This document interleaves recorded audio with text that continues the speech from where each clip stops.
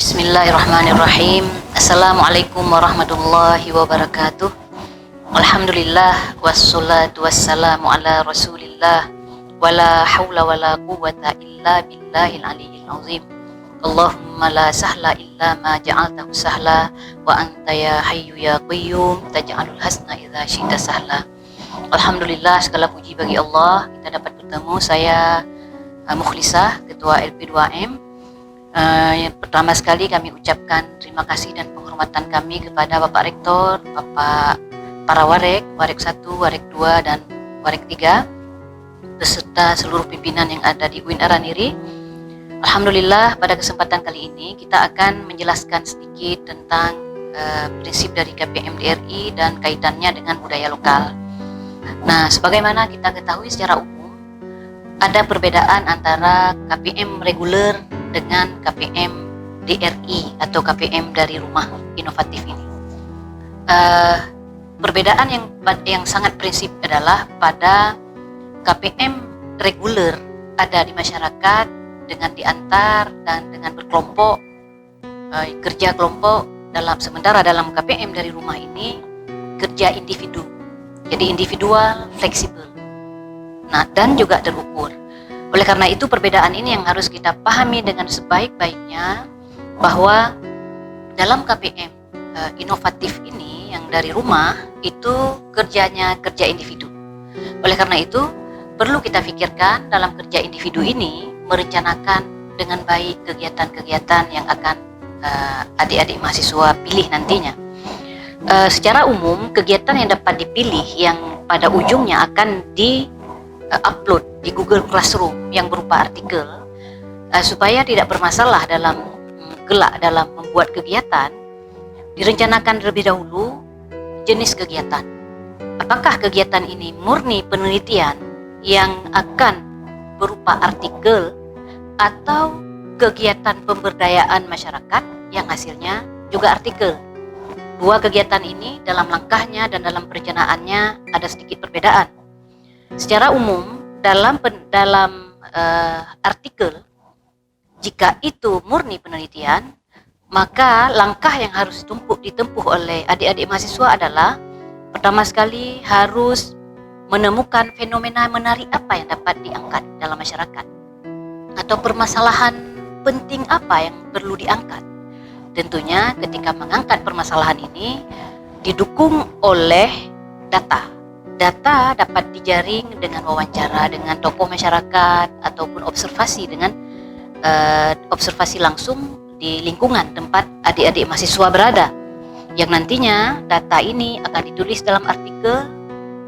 Apa fenomena, misalkan fenomena pesiju, fenomena kuah belangong katakanlah, atau fenomena-fenomena lain yang menurut mahasiswa atau menurut adik-adik sekalian itu bermanfaat untuk diangkat ke permukaan, atau mungkin sesuai dengan ilmu prodi.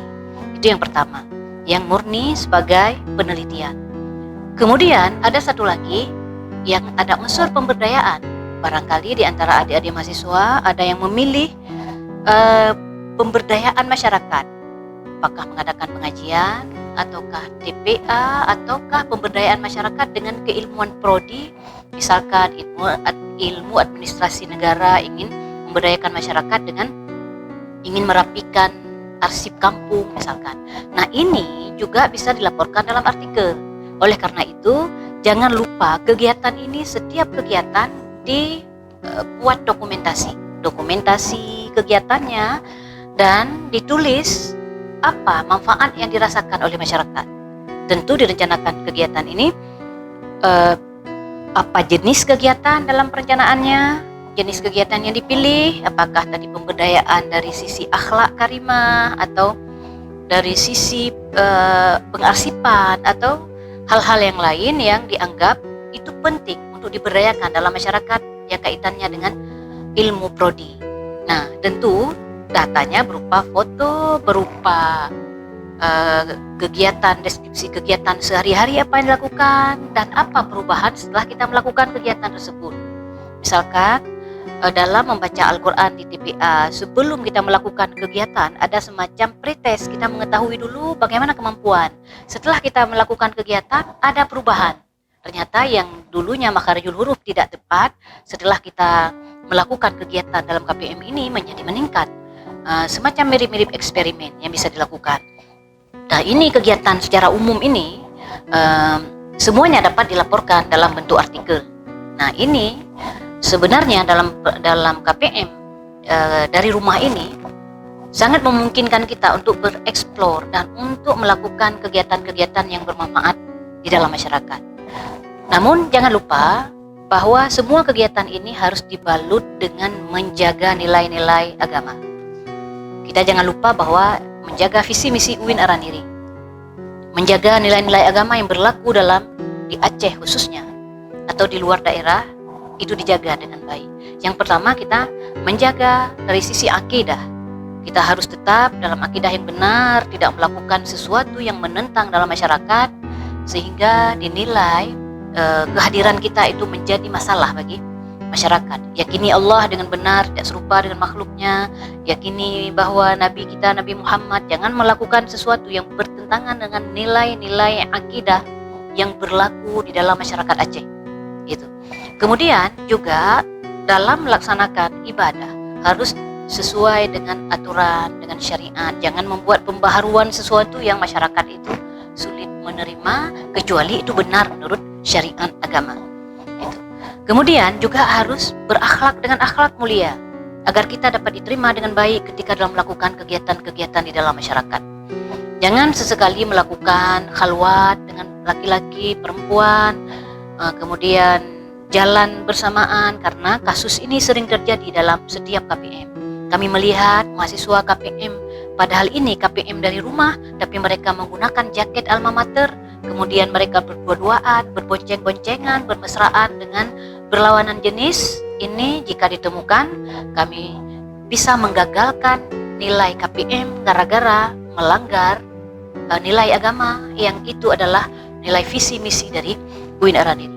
Oleh karena itu, perlu dijaga akhlak, perlu dijaga apa yang berlangsung di dalam masyarakat Aceh. Ini hal yang sangat penting untuk adik-adik mahasiswa jaga. Yang pertama tadi, mengenai bagaimana proses kita rencanakan dengan baik supaya pelaporannya juga baik. Jangan lupa selalu berkomunikasi dengan dosen supervisor, karena kegiatan ini sangat memungkinkan kalian untuk berkolaborasi dengan dosen. Nah, mungkin hanya ini yang dapat kami sampaikan. Semoga bermanfaat. Hal-hal yang mungkin ada yang perlu ditanyakan, boleh ditanyakan, namun jangan lupa baca juknis yang telah disampaikan oleh pihak P2M, LP2M dalam hal ini. Demikian, terima kasih, semoga bermanfaat. Assalamualaikum warahmatullahi wabarakatuh.